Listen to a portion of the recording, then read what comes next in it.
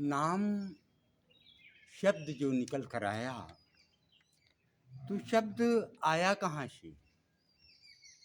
जो नाम है, हरि नाम है, या जो भी संसार के शब्द हैं, वो अगर जीव नहीं है, शिव नहीं है, तो वो आया कहाँ से? अगर वो है तभी दंत, तालु, ये सब के माध्यम से ही तो शब्द आया। तो बोले सदगुरु, बोले शब्द बड़ा की जीव। तो बोले शब्द तो जीव के रहते ही इनके स्पर्श माध्यम से शब्द बना। तो अब संसार का शब्द के बगैर तो कोई कार्य हो ही नहीं सकता, कोई हो ही नहीं रहा। जब एक दूसरे में संभाषण हो रहा है, बातचीत चल रही है, तो ही तो यहाँ आए हैं, बैठे हैं। ये शब्दों की ही तो बौछार हो रही। शब्द अंतिम स्थिति में शब्द रूप जाके समापन है। वो एक स्थित का नाम है, और शुरू में शब्द ही सद्गुरु पकड़ाते हैं। मात्र एकाग्रता के लिए हम आपको एक खूंटे में बांधते हैं कि भैया ये शब्द तू पकड़, और ये शब्द का तीनों काल में बैठ करके इतना इतना समय या कुछ समय, जितनी देर तेरे से बन सके, इसका जाप करना। तो जब जाप करने लगे तो उतनी देर संसार से विलग हुए। तो संसार का काम भी जो ज्यादा पचड़े में पड़े थे, जब इधर समय देने लग गए तो पचड़ा वाला थोड़ा काम भी हल्का हुआ। ऐसे जब ज्यादा इधर की रति लग गई नाम की, अभी तक जब बाहर ये सब कार्य ज्यादा विषयों का कर रहा था, तब तक ये जीव ही जीव है।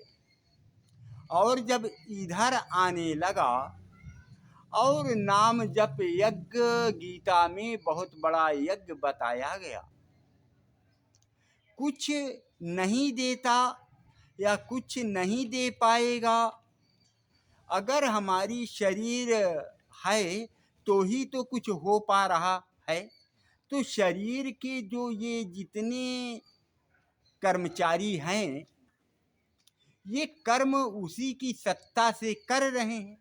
तो इनसे शब्द भी आ रहा है, स्पर्श भी आ रहा है, घ्राण शक्ति का भी कार्य हो रहा है, चलने का जितने कार्य हो रहे हैं उसी की सत्ता से सत्वान होकर हो रहे हैं। इन्हीं से अच्छा और बुरा कर्म किया जा रहा है। तो यहाँ पर अच्छा कर्म करने के लिए ही दृढ़ाया जा रहा है कि ये शब्द ले लो, तो धीरे धीरे इधर की रति लगाओगे तो संसार की रति कम होगी। जब संसार की रति कम होगी तो अपने आप विषय आसक्ति कम बनेगी, और इधर की आसक्ति ज्यादा होती जाएगी। तो अपनी अपनी जगहों में, अपने अपने समय में सबका महात्म है। आँख का, कान का, नाक का, त्वचा का, जिह्वा का, हाथ का, पैर का, मुख का, गुदा का, शिशिन का, ये जितने गिनाए दशों को, इनका सबका ही उपयोग है। और इनकी उपयोगिता को किसी तरह नकारा नहीं जा सकता, क्योंकि ये पार्थिव के रहने पर ही ये अच्छे बुरे कर्म करने पर का काम हो सकता है। तो इनके कर्मचारियों से जो शब्द निकल कर आ रहा है, उसको कैसे नकार पाएंगे? जितने कार्य हो रहे हैं, अब केवल बात ये है कि सदुपयोग और दुरुपयोग, ये कुछ दे कैसे नहीं पाएंगे।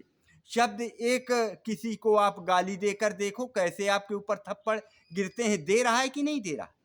एक गाली दिए तो थप्पड़ों की बरसात। और वहीं पर राम जपे तो दूसरा भी प्रेम से बोला राम, सीताराम। तो दिया ना, प्रतिक्रिया में आया सीताराम, दूसरा भी बोला और मगन होके बोला, हाथ जोड़कर बोला, तो दिया ना। तो अपने समय में अपनी जगह पर ये हमें कुछ ना कुछ देने वाले ही हैं और दे ही रहे हैं। ऐसा कोई अंग उपांग जो अभी तक गिनाए नहीं है जो हमें कुछ सहायता ना कर रहा। नहीं तो हाथ कट गया तो रोते क्यों हैं, आँख फूट गई तो रोएं क्यों। इसलिए शब्द का अपना अपनी जगह में महात्मा है। गीता में कृष्ण भगवान चिल्ला चिल्ला के कहें कि नाम जप यज्ञ बहुत बड़ा यज्ञ है। और जब ऐसे आप इसमें केंद्रित होते हैं और नाम जप यज्ञ करने लग जाते हैं श्वास श्वास पर, तो वो ऐसी एकाग्रता बनती है कि संसार की आसक्ति से आपको हटा करके इधर केंद्रित करती है। अब लेते हैं कि ये आखिर कुछ देता ही कैसे नहीं, कैसे अंतिम स्थिति का नहीं दे पाता है। तो जब हम आप आगे बढ़ते हैं या पथिक आगे बढ़ता है तो नाम रूप जो है वो धीरे से छूट जाता है। जो नाम आप जप रहे होते हैं वो नाम जो है गायब हो जाता है। एक दिन और थोड़ी सी चर्चा किए थे कि देखो, पहले वैखरी आती है जो हम जोर जोर जपते हैं तो दूसरा भी सुनता है, हम भी सुनते हैं। फिर दूसरा स्टेप आता है मध्यमा। मध्यमा में हम जपते हैं तो हमारे होंठ हिलते हैं, दूसरा सुनता नहीं। जब और उन्नत आती है इसी शब्द की, और उन्नत में जाता है, तब अपश्य पश्यंती आती है तो मात्र देखता है कि जप रहा है मन। मन को डिटेल कर दिया तू जप, तो मन जप रहा है और अपने आप में मन से ही मन को देख रहा है आत्मा के प्रकाश से कि हाँ जप रहा है। तो ये पश्य देख रहा है, जप रहा है। और आगे उन्नत हुई तो परा आया, तो उसमें परा में अब जपे न जपावे अपने, अब जपने के लिए किसी को डिटेल नहीं करना पड़ रहा है और अपने आप ही जप रहा है।